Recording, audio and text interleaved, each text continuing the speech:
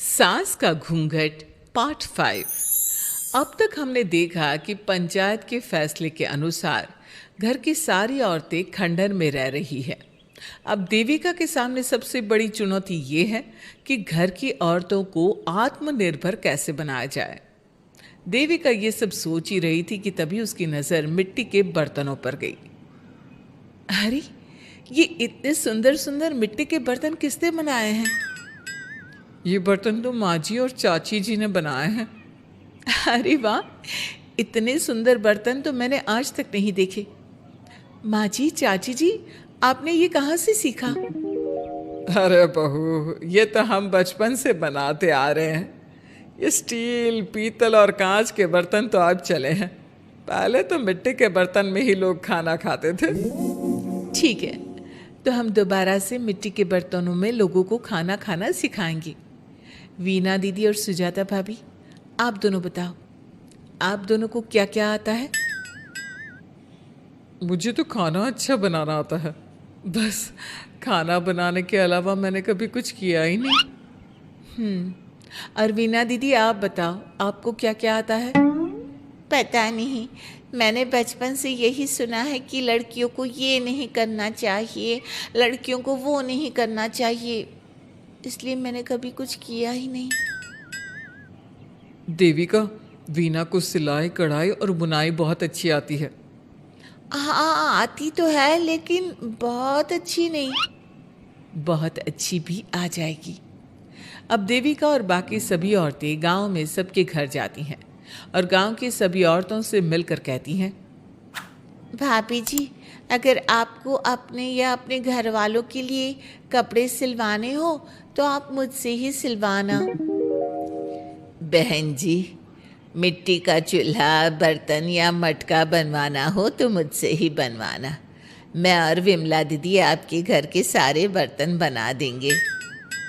भाभी, आप कभी किसी काम में व्यस्त हो और खाना ना बना पाओ ना, तो आप मुझे बता देना, मैं आपके घर के लिए खाना बना दूंगी।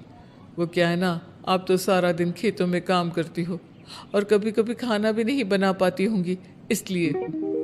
इस तरह घर की औरतें जी जान से अपने अपने कामों में लग जाती है।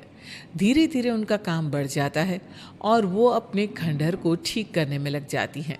वहीं दूसरी ओर घर के सारे आदमी घर का काम संभाल नहीं पा रहे थे।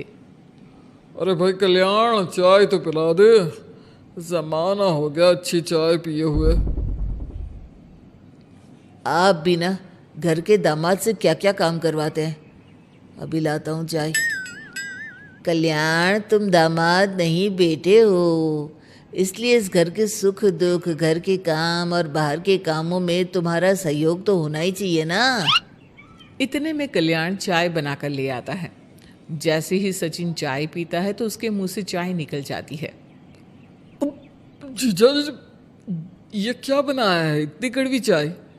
इससे अच्छा तो करेले का जूस होता है। देख सचिन भाई, मैं तो ऐसी ही चाय बनाता हूँ। पीनी है तो पी, नहीं पीनी है तो अपने आप बना ले। मैं खाना बनाने जा रहा हूँ और अकेला नहीं बना सकता। आप में से कोई मेरी मदद करो। सचिन मेरी चाय की बुराई कर रहे थे ना, तुम जाओ अब खाना बनाओ। सचिन और मोहन दोनों खाना बनाने में लग जाते हैं। मोहन भिंडी काटकर कढ़ाई में छोड़ देता है और उसमें पानी डाल देता है। आपने भिंडी में पानी क्यों डाला? शायद पानी नहीं डलता, पता नहीं, लेकिन माँ ने कभी भिंडी में पानी नहीं डाला था। लेकिन बिना पानी के भिंडी बनेगी कैसे? मतलब गलेगी कैसे? बिना पानी के बनाएंगे तो चिपक नहीं जाएगी कढ़ाई से? पता नहीं, चलो देखते हैं कैसे बनती है भिंडी। भैया, कितने दिन हो गए ना अच्छा खाना खाए हुए। खाना तो सुजाता बनाती है, इतना मज़ेदार खाना कोई और बना ही नहीं पाता। सचिन और मोहन खाना तैयार करके ले आए। सभी आदमी खाना खाने लगे। खाना बना तो बहुत बुरा था, लेकिन किसी ने बिना कुछ कहे खाना खा लिया। तभी जोगिंदर ने कहा, घर की हालत कितनी बुरी हो रही है। जगह जगह जाले लगे हैं, 2 दिन से तो किसी ने झाड़ू भी नहीं लगाई घर की। हाँ, और घर में गंदे कपड़ों के ढेर लगे हैं। मेरे पास तो ये आखिरी कुर्ता ही बचा है पहनने के लिए। कल्याण, मोहन, तुम किसी नौकर को रख लो ना। हमने 1-2 लोगों से बात की थी नौकर के लिए, लेकिन कोई घर में काम करने के लिए तैयार ही नहीं है। गांव के सभी लोग खेतों में ही मजदूरी कर रहे हैं। घर के सभी आदमी घर के काम में लगे रहते हैं, तो वो अपने खेतों पर भी ध्यान नहीं दे पाते और उन्हें हर महीने आर्थिक रूप से नुकसान उठाना पड़ता है। धीरे धीरे उनके घर की हालत खराब होने लगती है। एक दिन कल्याण सबसे कहता है, घर को तो औरत ही संभाल सकती है, हमारे बस का नहीं है घर संभालना। हमें किसी तरह से उस सब को वापस इस घर में लाना ही होगा। अरे कल्याण बेटा, पंचायत का फैसला था कि औरतें हमसे माफ़ी मांगे, लेकिन उन्होंने माफ़ी नहीं मांगी। अब हम उन्हें बुलाने गए तो उल्टा हमें ही अपनी अपनी पत्नियों से माफ़ी मांगनी पड़ेगी। हमें कोई ऐसा रास्ता निकालना होगा कि वो मजबूर हो जाए हमारे पास आने के लिए। बापू, उन सभी ने अपने अपने काम शुरू कर दिए हैं। क्यों ना हम सबके काम में नुकसान कर दे, इससे वो मजबूर हो जाएंगे हमारे पास आने के लिए। भैया, ये कैसी बात कर रहे हो? इससे वो मजबूर नहीं होंगी बल्कि और भी ज़्यादा गुस्सा हो जाएंगी। मैं तो बोल रहा हूँ शराफत से जाकर माफ़ी मांग लेते हैं। मुझे यकीन है कोई माफ़ करे ना करे, माँ तो ज़रूर हमें माफ़ कर देंगी। नहीं सचिन, अगर हमने माफ़ी मांगी तो ये सारी औरतें हमारे सर पर चढ़कर नाचेंगी। हमें इनके सामने छोटा नहीं होना है। मोहन, कल्याण, तुम दोनों आज से ही काम शुरू कर दो। बस फिर क्या था, घर के सभी आदमी लग गए काम पर। मोहन और कल्याण रात को खंडहर में पहुंचे और उन्होंने सारे मिट्टी के बर्तन तोड़ दिए। उसके बाद वीना ने जो कपड़े तैयार करके रखे थे वो सारे कपड़े उन्होंने फाड़ दिए। सुबह जब घर की औरतों ने ये सब देखा तो परेशान हो गई। अरे, ये सारे बर्तन किसने तोड़ दिए? माँ, किसी ने मेरे सिले हुए कपड़े ही फाड़ दिए। ये हरकत कौन कर सकता है? और कौन करेगा भाभी, ये सब उन आदमियों की हरकत है। जब किसी तरह से हमें झुका नहीं पाए तो हमारे काम बिगाड़कर हमें परेशान कर रहे हैं। सभी औरतें दुगनी तेजी से काम में लग गई। उन्होंने दिन रात मेहनत की और उस खंडहर को महल की तरह बना दिया। उनके काम की तारीफ सुनकर दूर दूर के गांव से लोग आने लगे और उनसे अपना काम करवाने लगे।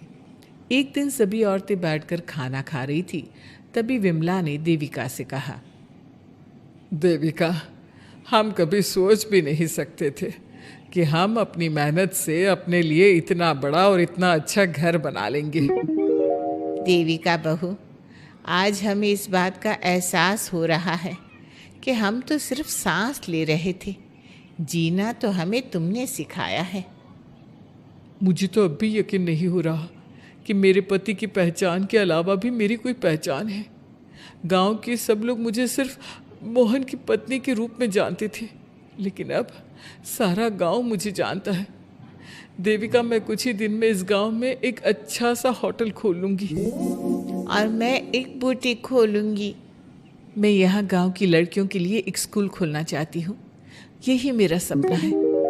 सभी औरतें खाना खाकर सो जाती है। रात बहुत ज़्यादा हो गई है, लेकिन देविका को नींद नहीं आ रही थी। तभी उसे किसी के कदमों की आवाज़ सुनाई दी। पहले तो देविका थोड़ी डर गई, लेकिन उसने हिम्मत करके उठकर देखा तो उसके सामने सचिन खड़ा था। सचिन, तुम यहाँ क्या कर रहे हो? कहीं तुम मेरा कोई नुकसान तो करने नहीं आए? मेरे पास तो किताबों के अलावा कुछ नहीं है। फाड़ना चाहो तो फाड़ सकते हो। देविका, मैं तुम्हारा कोई नुकसान करने नहीं आया हूँ, बस तुमसे माफ़ी मांगने आया हूँ। क्या? रात के अंधेरे में चोरों की तरह तुम मुझसे माफ़ी मांगने आए हो? प्लीज़ देविका, माँ और चाची को समझाओ कि वो बापू और चाचा जी से माफ़ी मांग ले और तुम सबको लेकर घर आ जाए। सचिन, तुम भी तो अपने बापू और चाचा को अपने साथ ला सकते थे ना, और माँ और चाची से माफ़ी मंगवा सकते थे ना। प्लीज़ देविका, मुझे माफ़ कर दो और घर चलो। कैसे माफ कर दूं सचिन? तुमने मुझे मरने के लिए छोड़ दिया। अगर माँ और चाची हिम्मत करके मुझे अस्पताल ना ले जाती तो आज मैं और मेरा बच्चा जिंदा ना होते। ना तुम मुझे अस्पताल में देखने आए और ना ही अस्पताल से आने के बाद मेरा हाल चाल पूछा। मुझे तो छोड़ो, तुमने अपने बच्चे का चेहरा तक नहीं देखा और तुम मुझसे उम्मीद कर रहे हो कि मैं तुम्हें माफ कर दूं?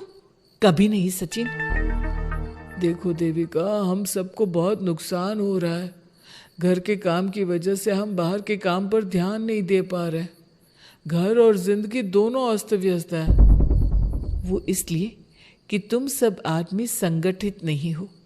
अपना दिमाग और ऊर्जा हमें परेशान करने में लगा रहे हो और हम औरतें संगठित हैं। हम अपना दिमाग और ऊर्जा अपनी प्रगति में लगा रहे हैं। इसलिए हमने खंडहर को भी महल की तरह कर दिया और तुम्हारी हवेली खंडहर की तरह लगती है। सचिन देविका से बार बार माफ़ी मांग रहा है। क्या सचिन को अपनी गलती का सच में पछतावा है या फिर ये घर के आदमियों की कोई नई चाल है? ये जानने के लिए आपको हमारे आने वाले एपिसोड का इंतज़ार करना होगा। और हाँ, कमेंट करके हमें ये भी ज़रूर बताइए कि क्या देविका को सचिन को माफ़ कर देना चाहिए?